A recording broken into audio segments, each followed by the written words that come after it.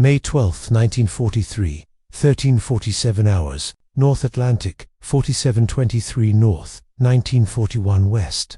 Kapitän See Heinrich Vogel stood in the conning tower of U-537, scanning the horizon through salt-crusted binoculars. Around him, 7 other U-boats ran on the surface in broad daylight, a formation that violated every principle of submarine warfare. Learned over 4 years of brutal Atlantic combat, within 15 minutes, all 8 boats would be gone. Not to destroyers, not to corvettes, but to aircraft that shouldn't have been able to reach this far into the Atlantic at all. The Americans called them Liberators, and on that spring afternoon they would live up to their name in the most devastating 15 minutes of anti-submarine warfare the Kriegsmarine had ever experienced. The catastrophe that would unfold in the mid-Atlantic on May 12, 1943, began 6 weeks earlier in the concrete bunkers of Lorient, France. Gross Admiral Karl Dönitz, Commander-in-Chief of the Kriegsmarine, had summoned his senior U-boat commanders for an emergency conference. The topic: Allied air power was strangling the wolfpack tactics that had nearly won the Battle of the Atlantic. Kapitän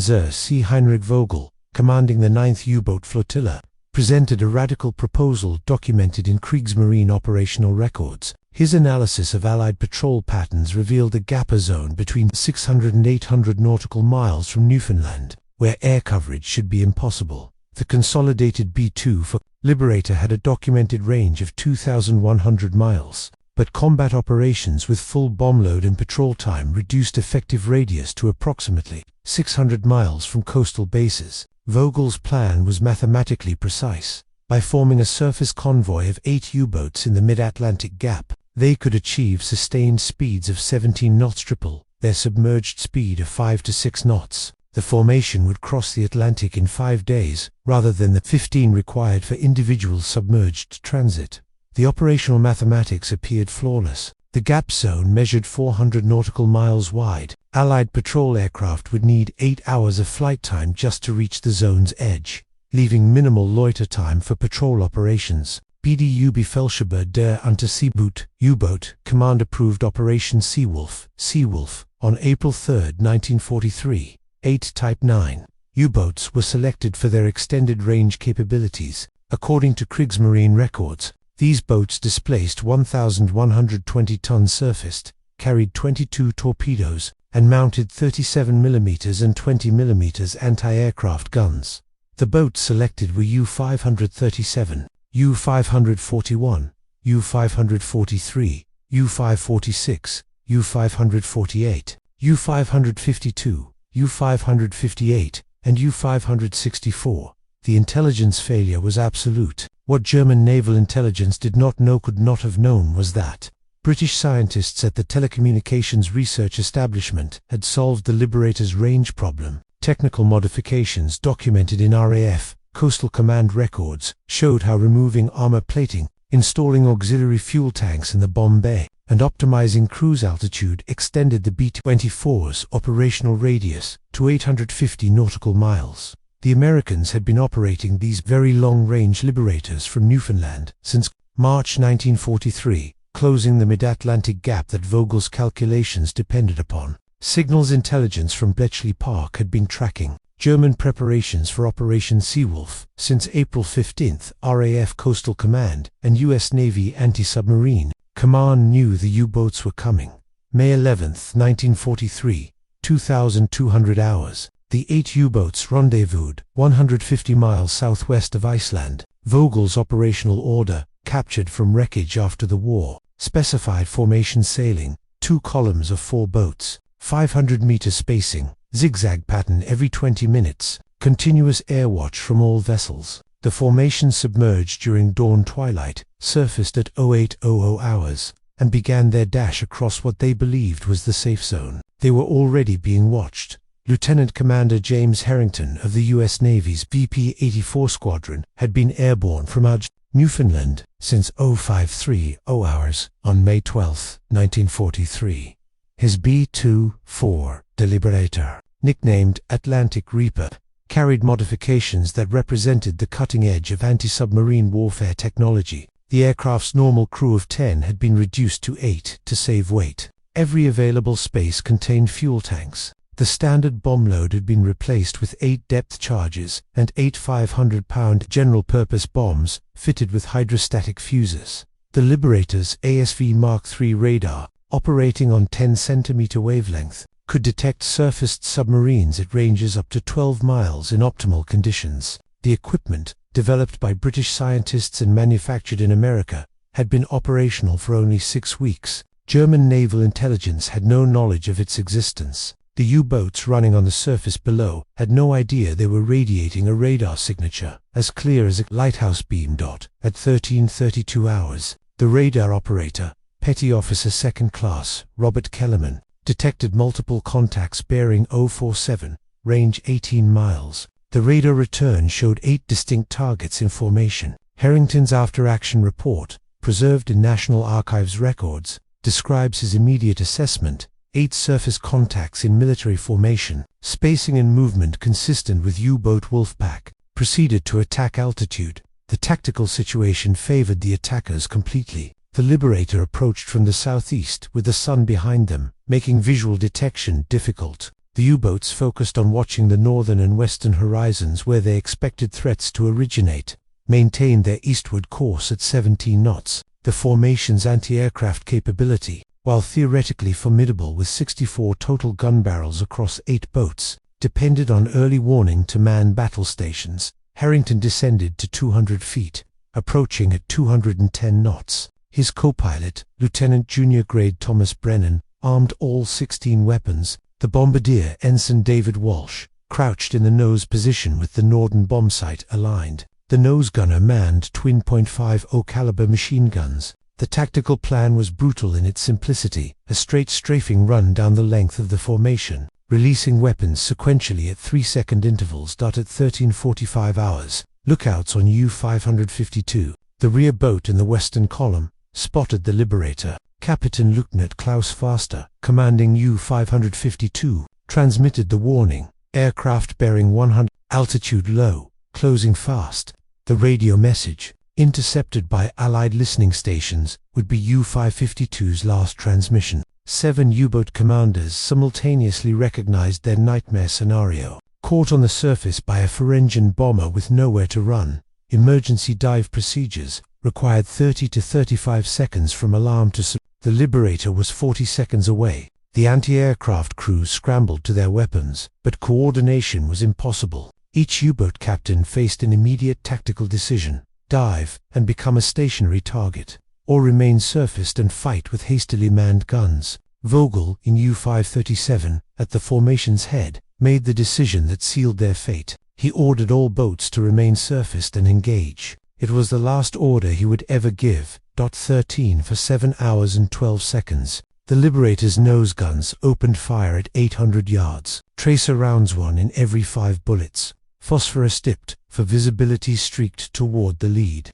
U-boat in brilliant lines that appeared almost leisurely in their flight. The .50 caliber rounds, each weighing over 1.7 ounces and traveling at 2,900 feet per second, reached U-537's conning tower in 1.2 seconds. The effect was instantaneous and catastrophic. Kapitän See Vogel, still standing in the conning tower with binoculars raised, was struck by 3 rounds simultaneously. The armor-piercing incendiary bullets tore through the thin steel plating of the conning tower as if it were paper. 4 other crew members on the bridge were hit in the first 2 seconds of the attack. The lookout attempting to reach the 37mm gun never made it. His body fell backward into the open hatch, blocking the emergency dive procedure. The Liberator's bombardier released the first depth charge at 13:47 hours and 18 seconds. The 650-pound Mark 44 depth charge, set for shallow detonation at 25 feet, fell away from the bomb bay. It struck the water 40 feet ahead of U-537's bow.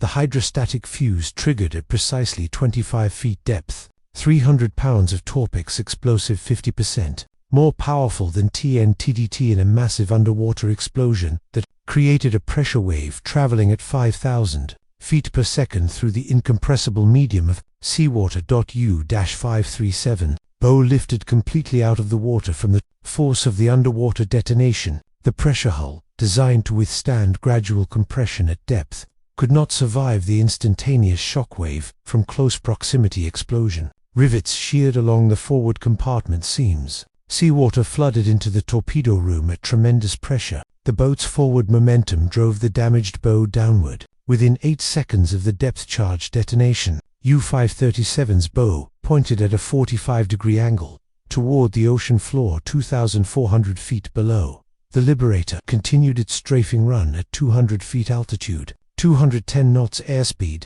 3 seconds after the first depth charge release, the second weapon fell toward U-541.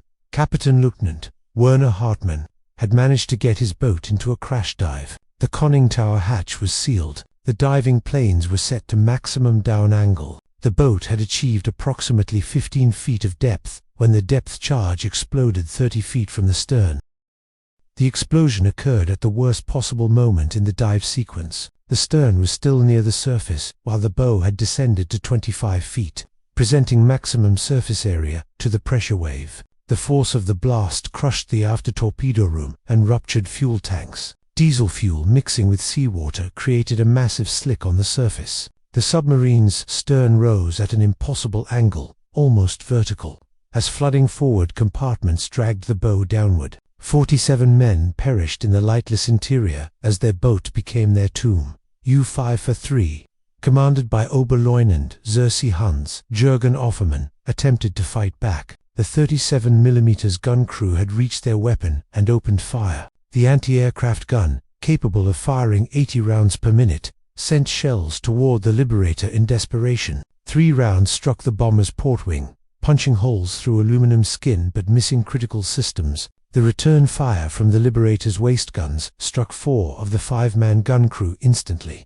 The third depth charge fell at 13:47 hours and 24 seconds. It detonated directly beneath U-543's pressure hull amidships, the most vulnerable point. The explosion lifted the entire 1,120-ton submarine clear of the water. Crew members below decks were thrown against bulkheads with tremendous force. The pressure hull cracked along its length with a sound like a cannon shot. U-543 broke in half. Both sections sank in less than 20 seconds, taking all 52 crew members down with air still in their lungs and terror in their hearts. 12 seconds had elapsed since the attack began. 5 U-boats remained, and the Liberator still had 13 weapons aboard. The tactical timeline, reconstructed from Liberator crew debriefing reports and recovered German log fragments, reveals the mechanical precision of the destruction. At 13:47 hours and 30 seconds seconds into the attack, U-546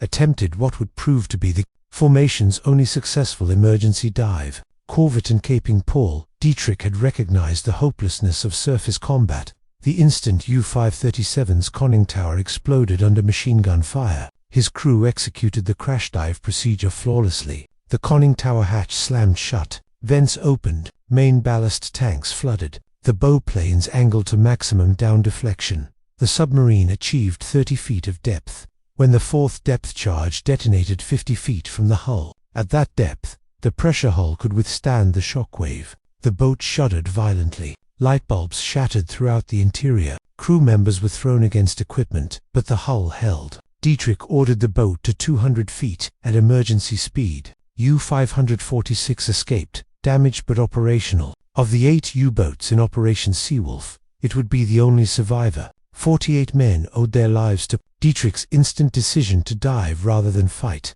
But survival meant leaving 7 sister boats to their fate, a choice that would haunt every survivor for the rest of their lives. The Liberator's bomb run continued with devastating efficiency. U-548, commanded by Captain Lieutenant Friedrich Ulrich, caught fire after the 5th depth charge detonation ruptured diesel fuel lines. The explosion occurred at 13:47 hours and 36 seconds. Burning fuel spread across the water faster than men could swim. 23 crew members abandoned ship. 18 perished in the flames. 5 survivors, pulled from the water 3 hours later by a Canadian corvette, bore burn injuries so severe that 2 died during evacuation to Newfoundland. U-552, the boat whose lookouts had first spotted the Liberator, faced the 6th weapon at 13:47 hours and 42 seconds. Kapitän Lieutenant Klaus Faster had kept his boat on the surface, attempting to bring multiple anti-aircraft weapons to bear. The 20mm guns rattled out hundreds of rounds.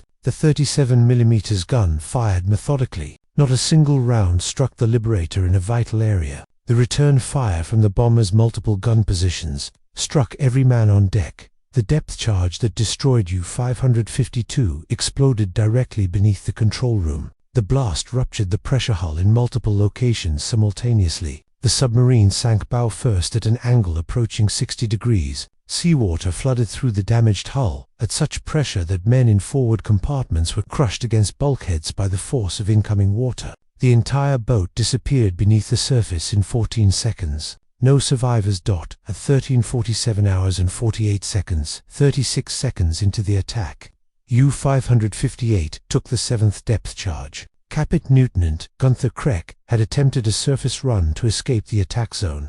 Pushing the diesel engines to emergency power, nuts in a desperate sprint. The depth charge fell short of the submarine, but detonated shallow. The pressure wave struck the stern at an oblique angle, jamming the rudder hard to starboard and destroying the port propeller shaft. U-558 began a death spiral, turning in tight circles at high speed with no ability to steer or dive. The crew abandoned the stern compartments as water flooded through the damaged shaft seal. Kreck, recognizing his boat was doomed, ordered abandon ship. 36 men jumped into the Atlantic. The submarine continued its circular course for another 2 minutes before flooding pulled it under. 29 of the 36 survivors were later recovered by Allied ships. The remaining 7 died from hypothermia in 44° water before rescue arrived. 1 minute had elapsed since the Liberator opened fire. 7 U-boats were destroyed or crippled. 1 remained, U-564, commanded by Oberleutnant See Reinhard Vogel, the formation's youngest commander at 26 years old. He had 9 weapons remaining to face. He had perhaps 20 seconds to live. Oberleutnant See Reinhard Vogel had one advantage: his 7 sister boats had not possessed time to observe and learn. 60 seconds of watching U-boats perish had taught him that staying on the surface meant certain destruction. But diving made a submarine a stationary target for the Liberator's remaining weapons. He chose a third option that regulations did not permit and doctrine did not anticipate.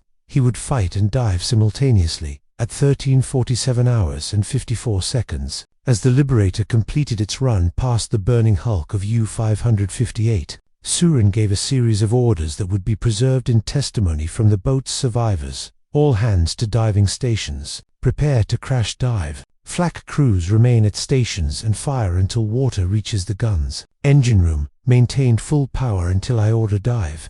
It was tactically unconventional. It was also U-564's only chance. The 37mm and 20mm gun crews opened fire as the Liberator banked for its second attack run. The anti-aircraft fire, more accurate now that gunners had observed the aircraft's attack profile, stitched holes across the Liberator's fuselage. One 37mm shell struck the starboard waistgun position, killing Seaman First Class Daniel O'Connor instantly and wounding the port waistgunner. Another round penetrated the radio compartment, destroying communication equipment but miraculously missing the radio operator. Lieutenant Commander Harrington felt the aircraft shudder under the impacts. His after-action report, typed on blood-spotted paper, described the moment clinically. Aircraft sustained multiple hits from target's anti-aircraft fire. Crew casualties reported. Made decision to press attack despite damage. Target presented threat to Allied shipping if allowed to escape. The Liberator lined up for its second run at 13:48 hours and 10 seconds. Harrington approached from a different angle, coming in lower 150 feet and faster. U-564's anti-aircraft crews tracked the aircraft with increasing desperation. Vogel, watching from the bridge, waited until the Liberator was at 600 yards before giving the order: emergency dive, all guns, cease fire, and clear the deck. The gun crews abandoned their weapons and dove for the conning tower hatch. Vogel was the last man on the bridge. He slammed the hatch shut as water already flowed across the forward deck. U-564 began its dive at 13:48 hours and 18 seconds. The Liberator was 400 yards away and closing at 220 knots. The release point for the 8th depth charge would be in approximately 6 seconds, but the Liberator crew faced an unexpected tactical problem. U-564 was diving, but not in a standard emergency dive profile. The submarine maintained forward momentum, creating a moving target below the surface.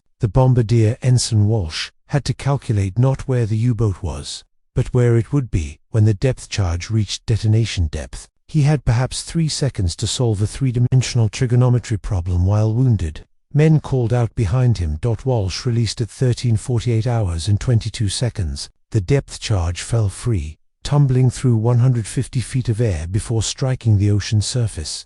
Directly above U-564's stern, the submarine had reached 40 feet of depth. The hydrostatic fuse was set for 25 feet. The weapon descended past the pressure hull without detonating. It exploded at 25 feet depth, but 80 feet behind the submarine's stern. The pressure wave, attenuated by distance and the water itself, struck the submarine with enough force to crack deck plating and blow out internal light bulbs, but not enough to rupture the pressure hull. U-564 descended to 250 feet, leveled off, and continued eastward at slow speed. Surin, standing in the control room with blood running from a cut on his forehead, knew he had just experienced the luckiest moment of his life. Above, the Liberator circled the wreckage field, searching for the submarine that had escaped. 8 depth charges remained, but U-564 had disappeared into the Atlantic depths, and the Liberator's fuel gauges showed time to return to base.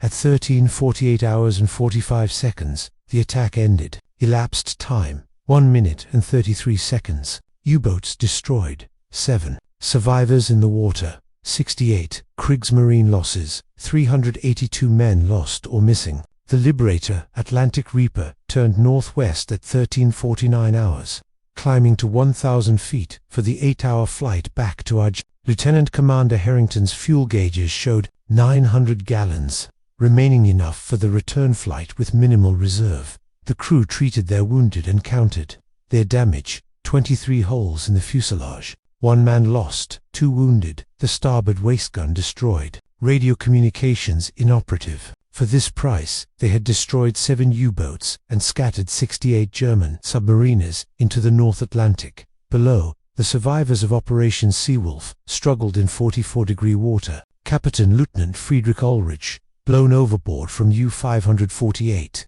clung to a wooden ammunition crate with 3 other men. His watch, still functioning despite immersion in seawater, showed 13:55 hours. The attack that had destroyed his world had lasted less than 2 minutes. He watched the Liberator disappear into the northwest. Sky and new rescue would not come from that direction. The Canadian corvette HMCS, operating as part of Escort Group C2, received the coded transmission from Argentia at 14:42 hours. The message, forwarded through naval intelligence channels, provided precise coordinates and described multiple U-boat sinkings with survivors in the water. Commander Anthony Griffin, commanding Drumheller, immediately altered course to maximum speed 16 knots toward the position 180 miles northeast of his patrol station. The corvette arrived at the coordinates at 18:20 hours, 4.5 hours after the attack. Sunlight slanted low across the Atlantic, illuminating a scene of devastation. Oil slicks stretched across square miles of ocean. Debris fields marked where submarines had gone down. Wooden planking, life vests, personal effects, and bodies, some moving, most not, floated in the wreckage. Griffin's after-action report, preserved in Canadian Naval Archives, described what his crew found with clinical precision but underlying solemnity. Water temperature of 44 degrees Fahrenheit gave unprotected swimmers approximately 90 minutes before hypothermia-induced unconsciousness. 4.5 hours had elapsed. Of the 68 German submariners who had entered the water, Drumheller's crew recovered 42 survivors. 31 were pulled aboard alive. 11 had succumbed to hypothermia, still wearing life vests that had kept their bodies afloat. 26 bodies were never recovered, lost to the Atlantic depths that had claimed their submarines. The survivors, suffering from hypothermia, shock, and in several cases severe burns, were brought to Drumheller's sickbay and cramped crew quarters. Canadian sailors who hours earlier would have engaged these men in combat now worked desperately to save them. Hot coffee, blankets, warm clothing, medical attention. The transformation from adversaries to humans requiring aid occurred with remarkable speed. Griffin noted in his report that German and Canadian sailors, unable to communicate through language, nevertheless understood each other perfectly through the universal recognition of suffering. Kapitän Lieutenant Friedrich Ulrich, the senior surviving officer present, formally surrendered to Commander Griffin at 1945 hours. The traditional ceremony of sword surrender could not occur. Wretch had lost everything but his life vest in the water. Instead, he gave his name, rank, and serial number, acknowledged his status as prisoner of war, and requested that the names of the fallen be recorded. Griffin granted the request. The list, written in oryx, shaking hand on Drumheller's official stationery, preserved the names of 382 Kriegsmarine submariners who perished on May 12, 1943. The corvette turned southwest toward Halifax, arriving May 15 at 0800 hours. The survivors were transferred to prisoner of war facilities. The deceased, sewn into canvas shrouds weighted with fire bars, had been committed to the Atlantic depths with full military honors during the return voyage. Griffin insisted on this dignity, despite questions from some crew members. They were submarine. They perished at sea. The sea is their proper resting place. The intelligence analysis began before Drumheller docked in Halifax. Naval intelligence officers boarded the corvette and began interviewing survivors while medical personnel still worked to stabilize the severely hypothermic. The prisoners, exhausted and traumatized, provided information that fundamentally altered Allied understanding of German submarine operations. The existence of Operation Seawolf, the deliberate formation, sailing of 8 U-boats across what Germany believed was the mid-Atlantic air gap, critical flaws in Kriegsmarine intelligence assessment. The interrogation reports, declassified in 1973, showed that German Naval Command had no knowledge of very long-range Liberator modifications. They did not know about ASV Mark III radar. They had not anticipated coordinated air patrols guided by signals intelligence. The 15-minute destruction of 7 U-boats resulted not from tactical errors by individual commanders, but from systemic intelligence failure at the highest levels of German Naval Command. Gross Admiral Karl Dönitz received the report of Operation Seawolf's destruction on May 14, 1943. At BDU headquarters in Berlin, the loss of 7 U-boats in a single action represented the worst single-day submarine loss of the entire war to that point. The psychological impact exceeded the material loss. If mid-Atlantic formation sailing was impossible, if Allied aircraft could reach positions previously considered safe, if radar could detect surfaced submarines beyond visual range, then the entire strategic foundation of wolfpack tactics had collapsed. BDU. Operational orders issued May 16, 1943, marked a fundamental shift in U-boat doctrine. All formations sailing in daylight hours was prohibited. Submarines were ordered to transit individually, fully submerged during daylight, surfacing only for battery charging in darkness. The aggressive wolfpack tactics that had nearly severed Britain's Atlantic lifeline were abandoned in favor of defensive evasion. The Battle of the Atlantic had reached its turning point, and 15 minutes over the mid-Atlantic had accelerated. Germany's defeat at sea. The sole surviving EU boat from Operation Seawolf, U-546, continued operations until April 24, 1945, when it was sunk by destroyer escort USS Flaherty. In the final weeks of the European War, Corvette caping, Paul Dietrich perished with his boat. Of the crew that had survived May 12, 1943, only 16 lived to see the war's end. They carried survivors' burden for having escaped while 382 comrades perished await. Documented in Studies of U-Boat Veterans, Lieutenant Commander James Harrington received the Navy Cross for the action on May 12, 1943. His citation noted that his determined attack, despite heavy anti-aircraft fire and at great risk to his aircraft and crew, resulted in the destruction of 7 enemy submarines and the removal of a major threat to Allied shipping. He flew 37 more combat missions before rotating stateside in November 1943. He survived the war and passed away in 1987 at age 72, never speaking publicly about the 15 minutes that claimed 382 lives. The 31 German survivors spent the remainder of the war in Canadian and American prisoner of war camps. Under Geneva Convention protocols, they could not be required to perform military labor, but many volunteered for agricultural work on Canadian farms facing labor shortages. Post-war testimony from these survivors revealed that witnessing Canadian treatment of prisoners and respectful within international law mentally altered their understanding of those they had fought against. Kapitän Lieutenant Friedrich Ulrich, senior survivor of U-548, returned to Germany in 1947 and became a merchant marine officer. In 1963, he attended the christening of HMC's Margery, successor to HMC's Drumheller, as an honored guest. His speech at the ceremony, preserved in Canadian Naval Archives, acknowledged that Commander Griffin and his crew showed us the honor that mariners can extend to defeated adversaries, saving our lives and treating us with dignity when we had no expectation of anything but the depths that claimed our comrades. The 15 minutes over the North Atlantic on May 12, 1943, demonstrated what industrial capacity, technological innovation, and tactical determination could achieve against an opponent that had dominated submarine warfare for 4 years. The Liberator that shouldn't have been able to reach that far into the Atlantic. The radar that German intelligence did not know existed. The depth charges that arrived with precision despite anti-aircraft fire. The combination proved overwhelming. Today, the coordinates 4723 North, 1941 West mark no memorial. The Atlantic reveals nothing of what occurred there. 7 U-boats rest on the ocean floor, 2,400 feet down in darkness and cold. The 351 men who perished with their boats remain at their posts eternal submariners in steel tombs. The mathematics of war reduced them to statistics. 7 boats destroyed, 382 casualties, 15 minutes of combat, but each number represented a man who bid farewell to his family, boarded a submarine believing his calculations were correct, and learned too late that technology had shifted the balance.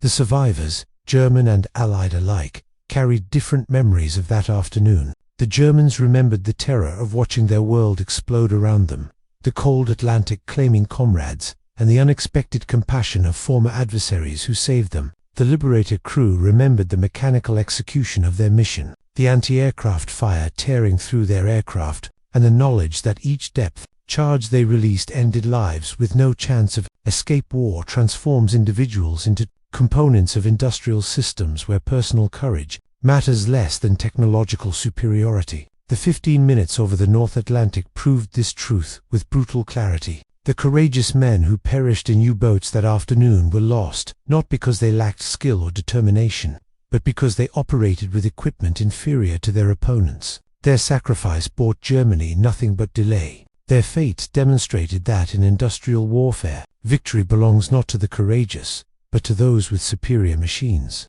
better intelligence, and stronger logistics to support them. The last surviving crewman, a German machinist's mate who had been pulled from the water by Drumheller, passed away in 2003, at age 81. With him departed the final first-hand memory of 15 minutes that changed submarine warfare forever. What remains are documents, photographs, and the ocean that keeps its secrets. The Atlantic holds 7 submarines and 351 witnesses to the moment when technology overwhelmed courage and industrial capacity surpassed tactical innovation. The coordinates remain unchanged, 4723 North, 1941 West. The water depth reads 2,400 feet. 7 U-boats rest there still, their hulls slowly dissolving into rust and memory. The men who served aboard them, some barely 20 years old, others experienced veterans, became part of the Atlantic they had sailed. Their families received telegrams with clinical language: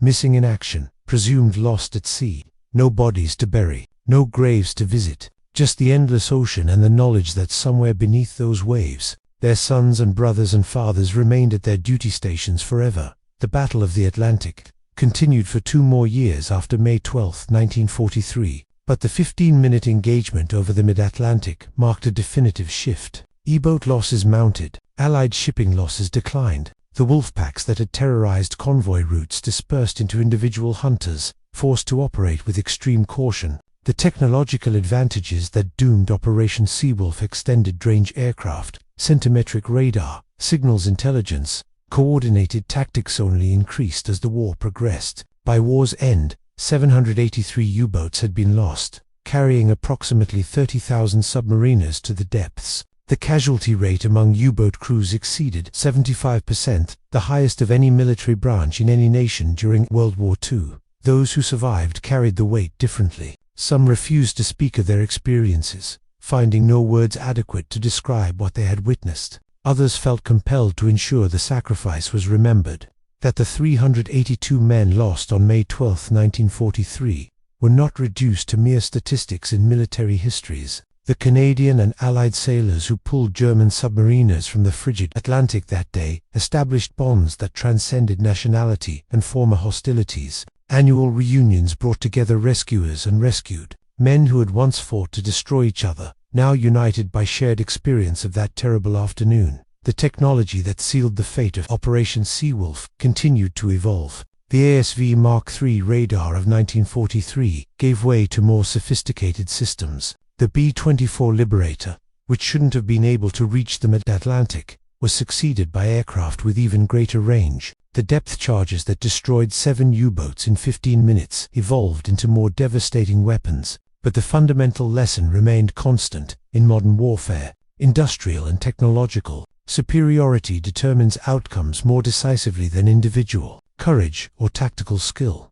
Military analysts studying the engagement concluded that Operation Sea was doomed from its conception. Even if Vogel's intelligence about Allied patrol ranges had been accurate, the plan violated basic principles of submarine warfare. U-boats were ambush predators, designed to strike from concealment and disappear. Assembling 8 boats in formation on the surface transformed them from hunters into targets. The tactical advantages of increased speed were negated by the formation's visibility and vulnerability. One aircraft with advanced radar could and did destroy what would have required coordinated attacks by multiple surface vessels. The human stories behind the statistics reveal the broader tragedy. Among the 382 men lost were experienced commanders who had survived years of Atlantic combat, young sailors on their first patrol, engineers who had spent years mastering diesel technology, radio men who could decode signals in seconds, and lookouts whose sharp eyes had saved boats on countless previous occasions. Their collective experience and skill meant nothing against depth charges guided by radar they didn't know existed. The interrogation of survivors provided Allied intelligence with invaluable insights into German submarine operations, confirming the effectiveness of technological developments and revealing gaps in German knowledge. The prisoners' genuine shock at the existence of long-range radar and extended range aircraft confirmed that Allied security around these developments had been effective. Their descriptions of U-boat operational procedures helped refine anti-submarine tactics further. Some survivors, recognizing the futility of Germany's continued prosecution of the war, provided information that contributed to Allied victory, a decision that earned them contempt from some fellow prisoners but saved Allied lives. The ethical complexities of the engagement troubled some participants. The Liberator crew had executed their mission with professional efficiency, but they were also aware they had ended nearly 400 lives in 90 seconds of action. The Canadian sailors who rescued survivors grappled with the contradiction of saving men they had trained to eliminate. The German survivors struggled with guilt over escaping while comrades perished, compounded by relief at being removed from the desperate combat of late-war U-boat operations. These moral ambiguities found no resolution in military regulations or international law, becoming instead burdens individuals carried for the remainder of their lives. Post-war analysis revealed additional dimensions of the tragedy. The 8 U-boats destroyed or damaged represented not just machinery but irreplaceable industrial capacity. Each Type 9 boat required approximately 300,000 man-hours to construct. The trained crews represented years of accumulated experience and specialized training. Germany's industrial capacity in 1943 could not replace such losses quickly, and the diversion of resources to submarine construction came at the expense of other critical war production. The Battle of the Atlantic was becoming a war of attrition that Germany could not win, a reality that 15 minutes over the mid-Atlantic made brutally apparent. The strategic implications extended beyond submarine warfare. The successful deployment of very long-range aircraft demonstrated Allied industrial capacity to modify existing platforms for new roles. The ASV Mark III radar represented British scientific innovation. The coordination between signals intelligence, aircraft deployment, and rescue operations showcased organizational sophistication. The combination of these factors, industrial capacity, technological innovation, intelligence, integration, and operational coordination, characterized Allied military operations. Increasingly by 1943, Germany, fighting on multiple fronts with diminishing resources, could not match this comprehensive superiority. Gross Admiral Dinnity's response to Operation Seawolf's failure revealed the impossible position German naval command faced. Abandoning surface transit meant accepting slower deployment times and reduced operational tempo. Continuing with traditional tactics meant accepting unsustainable losses. The middle path of cautious, individual transit reduced U-boat effectiveness while still exposing boats to detection by increasingly sophisticated Allied systems. Every option led to the same conclusion. The technological and industrial balance had shifted irreversibly against Germany. The families of the lost received standardized notifications that revealed nothing of how their loved ones had perished. Your son, husband, brother is reported missing in action in the Atlantic theater, provided no closure, no details, no final words. Many families held hope for years that their submariner might have survived, perhaps taken prisoner without notification reaching home. The chaos of war's end in 1945 initially seemed to support such hopes. But as prisoner repatriation concluded and no familiar faces appeared, hope transformed into confirmed grief. For these families, the war never truly ended, simply faded into permanent absence and unanswered questions. The technical lessons learned from the engagement influenced naval warfare for decades. The vulnerability of submarines to airborne detection drove post-war submarine development toward greater underwater endurance, eventually leading to nuclear propulsion that eliminated the need to surface for battery charging. The effectiveness of coordinated air-sea operations became a cornerstone of NATO anti-submarine doctrine during the Cold War. The radar technologies that detected Operation Seawolf evolved into increasingly sophisticated systems that made ocean surface increasingly transparent to surveillance. The 15-minute engagement thus served as a catalyst for technological and doctrinal changes that shaped naval warfare for generations. Among the personal effects recovered from survivors were letters never sent, photographs of families never to be seen again, and diaries that provided intimate glimpses into the thoughts of men facing daily danger. One diary entry from a U-548 crewman, written the morning of May 12, captured the ordinary concerns that preceded extraordinary events. Coffee was better this morning. Engine problems from yesterday resolved. Weather clearing, perhaps we will make good time today. Hours later, he was struggling in burning oil slicks, and by evening he had succumbed to hypothermia. The mundane observations made his fate more poignant. Life interrupted mid, as it were. The survivors who volunteered for farm labor in Canada encountered a reality starkly different from propaganda descriptions of Allied nations. Well-fed civilians, prosperous farms, abundant resources, and humane treatment of prisoners contradicted everything they had been told about the decadent, collapsing democracies Germany was fighting. Some survivors later wrote that working Canadian farmland during harvest seasons, seeing the vast agricultural productivity that fed Allied forces, made them understand that Germany's defeat had been inevitable. The industrial and agricultural capacity that supported operations like the May 12th Patrol was simply beyond Germany's ability to match or counter. Commander Griffin's decision to accord full military honors to deceased German sailors during burial at sea created some controversy within Naval Command, but he defended it on grounds of maritime tradition and common humanity. They were sailors who died at sea, he wrote in his report. The sea makes no distinction between nationalities in claiming lives, and we should make none in honoring those it claims.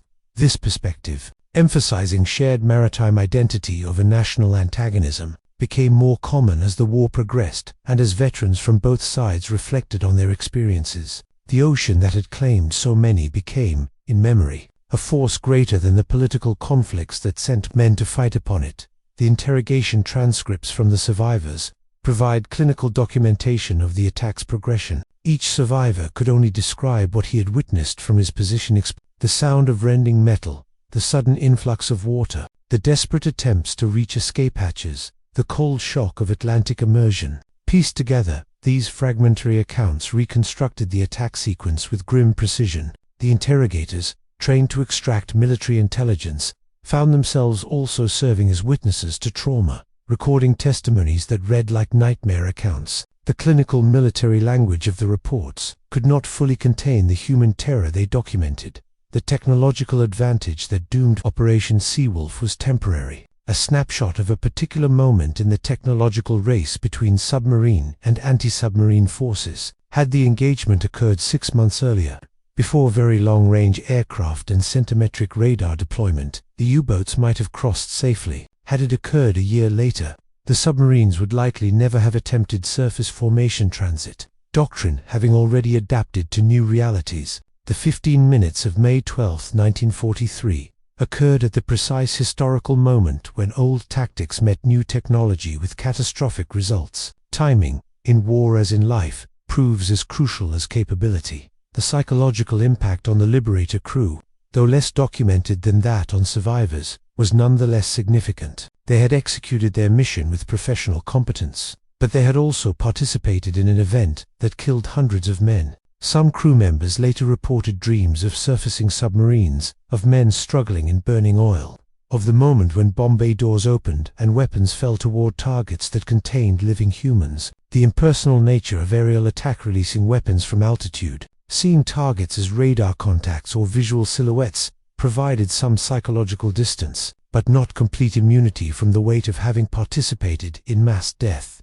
The salvage considerations for the 7 sunken U-boats were briefly examined and dismissed as impractical. At 2,400 feet depth in the North Atlantic, recovery technology of the 1940s could not reach the wrecks. The submarines remain where they sank, slowly corroding into the seabed. Modern deep-sea exploration technology could potentially locate and document the wrecks, but such expeditions have not been undertaken. The sites remain war graves, protected under maritime law, undisturbed memorials to the men who perished there. The fish that swim through rusted corridors and the currents that flow past corroded holes provide the only movement in what were once spaces filled with human activity, voices, and life.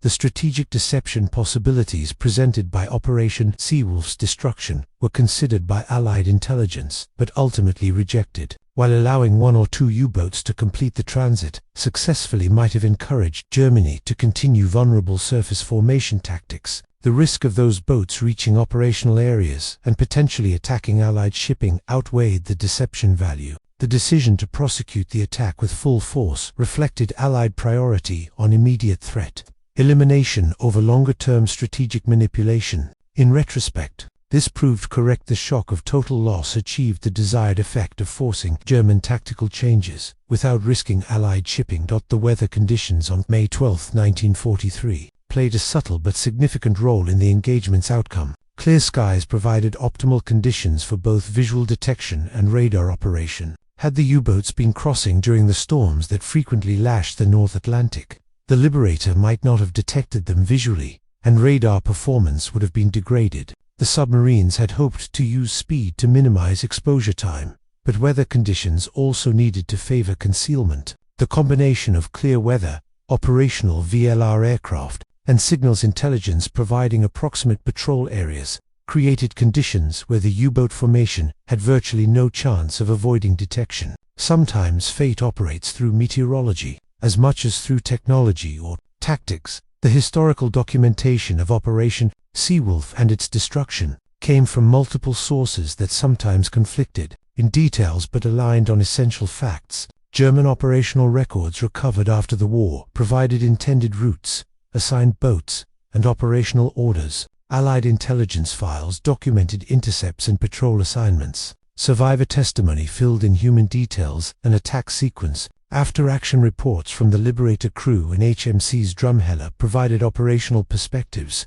The convergence of these sources, each created for different purposes, allows reconstruction of events with unusual completeness for a wartime engagement. Yet even with comprehensive documentation, the lived experience of those 15 minutes, the terror, confusion, split-second decisions, and final moments of those who perished beyond complete historical recovery. The memorialization of Operation Seawolf occurred primarily in German naval veterans associations and in specialized maritime history circles. No grand monuments marked the engagement. The U-boat memorial at Multenort near Kiel, Germany, which honors all German submariners lost in both world wars, includes the names of those who perished on May 12, 1943, among the thousands of others. The Canadian Naval Memorial in Halifax acknowledges HMCS Drumheller's service, including the rescue operations of May 1943. These understated commemorations reflect the ambiguity surrounding submarine warfare, a type of combat that inspired both admiration for courage and horror at its brutal effectiveness against civilian shipping. The men who fought and died in submarines occupied a complex place in collective memory, neither purely heroic nor simply villainous, but rather humans caught in circumstances of industrial warfare's impersonal violence. The technological evolution that began with ASV Mark III radar and VLR aircraft continued throughout the war and into the Cold War. By 1945, Allied anti-submarine capabilities had advanced to the point where U-boat operations had become virtually suicidal. Acoustic homing torpedoes, improved sonar, escort carriers, and coordinated hunter-killer groups made the Atlantic increasingly lethal for submarines. Germany responded with technological developments of its own snorkel systems for submerged diesel operation, improved submarine designs, acoustic torpedoes, but always behind the technological curve, always reacting rather than leading. The pattern established in the 15 minutes of May 12, 1943, where Allied technological superiority overwhelmed German tactical expertise, repeated itself across multiple domains throughout the war's final years. The ethical questions surrounding submarine warfare gained renewed attention after the war. The use of U-boats against merchant shipping, resulting in civilian deaths, was prosecuted at Nuremberg. Yet similar Allied actions against German and Japanese shipping also caused civilian casualties.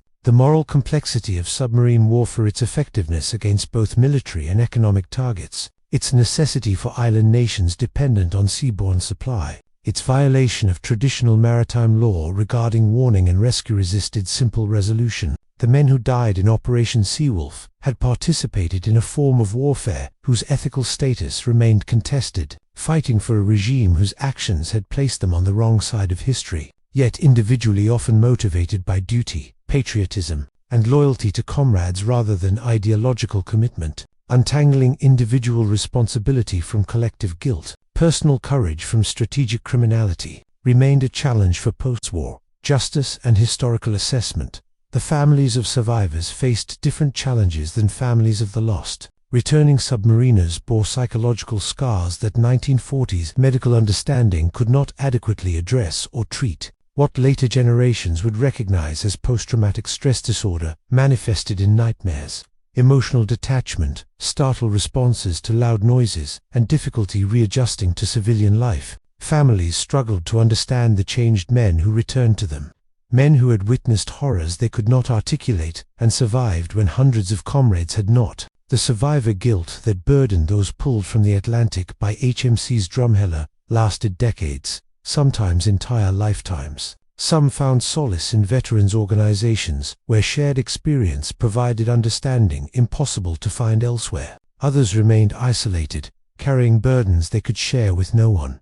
The navigation records from U-546, the sole submarine to escape the attack, documented Kapitän caping Dietrich's evasive routing after diving beneath the Liberator's attack. He proceeded, submerged for 18 hours, traveling slowly at depth to minimize battery drain, before surfacing briefly to recharge and assess damage. The boat bore cracked deck plating and damaged external piping, but the pressure hull remained intact. Dietrich faced a command decision: continue the original mission with a damaged boat or abort and return to base. He chose to continue, reasoning that returning immediately would be obvious to Allied intelligence monitoring radio traffic, while proceeding might allow him to operate successfully before the Cliff Allies fully understood the extent of Operation Seawolf's destruction. He completed a patrol of moderate success before returning to port in July 1943, carrying with him the knowledge that 382 comrades had perished in the action he had survived. That knowledge shaped his command decisions for the remainder of the war: more cautious,